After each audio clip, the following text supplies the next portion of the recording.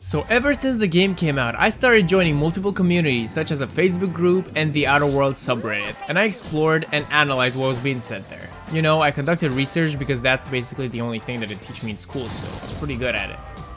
And I think I came up with a pretty good list of things that only the Outer Worlds players would understand. If you haven't played the game yet, there are really no more excuses, go buy it right now. There will be minor spoilers about the game, but nothing really endgame related because I haven't finished the game yet. I mean, hey, don't look at me, blame my teachers. So the first thing on the list would be that everyone loves Parvati. There's nothing easy about spilling your guts to the person who's got your heart in their hands. When I first met Parvati, I was still very new to the game, as many people playing the game because you actually meet her during the first quests. Why did I even say that? Anyhow, I didn't know what to expect from the characters of the game. I originally thought she was like the mayor's secretary or something, but then I found out she was the mayor's engineer, so that's a fancier title, I guess. And I thought she was looking pretty alright, so I was like, hey, why not come with me, baby girl? Obviously, I didn't say that because I didn't want my in real life girlfriend to say anything. No, I'm not talking about you, don't worry. Yes, I was talking about her.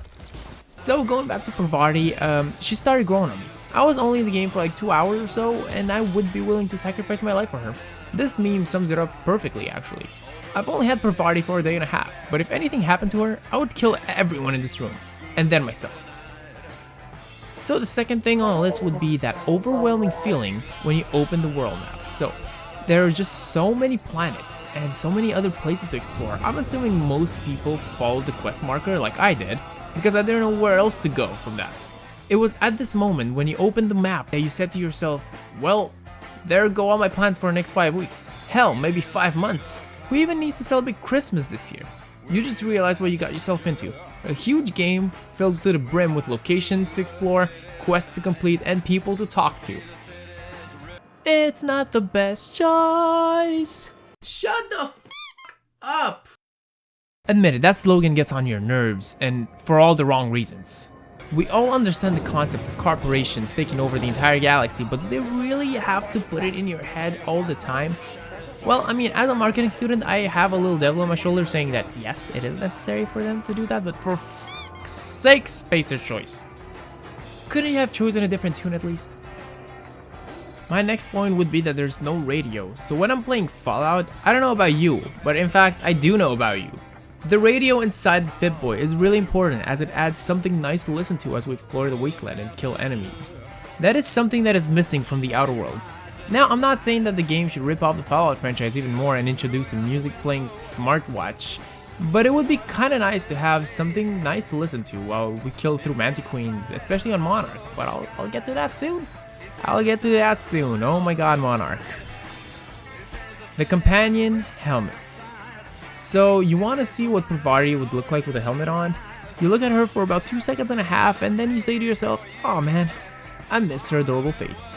And then you try to take it off, but they didn't add an option to take the helmet off? While technically it is beneficial to have a helmet on for additional protection, fashion comes before function, people. So if you're stuck on this, what you can do is go in the settings under the gameplay tab and then uncheck the follower helmet box. You're welcome. You can also do that to yourself, but there's not a real reason to do so, which is my next point actually. There's no third-person perspective in the game. Now, when I play any type of single-player RPG, aka any Bethesda game, well actually not any Bethesda game because there's one Bethesda game that I do not play, I always like to walk around in third person so I can see my character, and then when I engage in combat, I go in first person mode. We all spent a while to create our character in the Outer Worlds, and we never actually get to see it outside of the menus.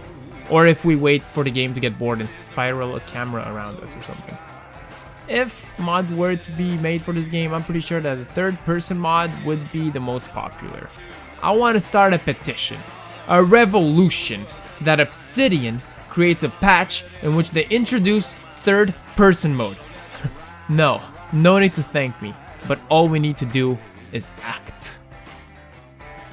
I said that I would get back to Monarch, and here we are. The overflow of quests when you arrive on Monarch. So not only is there the main mission which has you travel basically the entirety of the map, It is filled with enemies, and there's our new companion Nokia or some that asks you to do a quest for her as well. You get to the main quest marker and the broker dude tells you that he can't do so you gotta go out and do He tells you to go talk to 2 different factions and convince them to stop using the radios. In order to convince them though, they tell you to do some more for them. And also there are so many cities on this planet and so many characters, and there's this fucking ship that comes crashing down, and then there's